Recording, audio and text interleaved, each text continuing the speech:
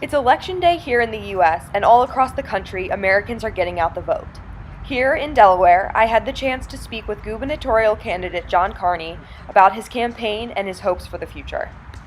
Well, first of all, it's a real Democratic day. The weather is nice, it's sunny and warm, and that bodes well for Democrats who tend to turn out when the weather's nicer as opposed to when it's raining. So as I travel across Delaware, it feels like a good day for Democrats.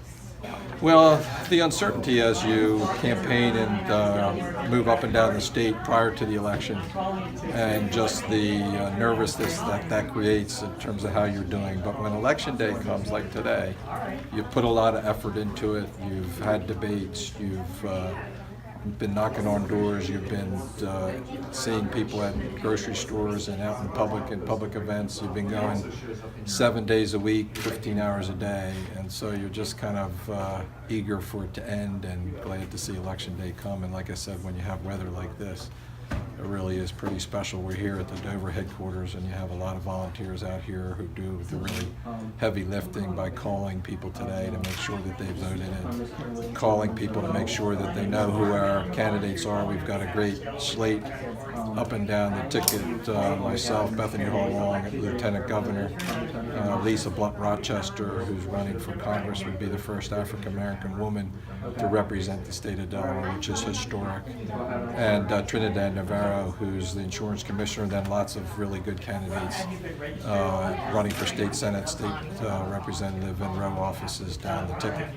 Well, I think they get tired of the campaign, as well, and kind of the attention in my absence from home. But I did get text messages this morning from my boys who are away at college, and from my wife about today, and that helps me get through the tougher spots. So they have to be really supportive, and they have been, and but it is good to be at the end of the campaign part of it. With only a few hours left until the campaigning ends, Congressman Carney knows exactly what he'll do once the final votes are tallied. I'm going to smile.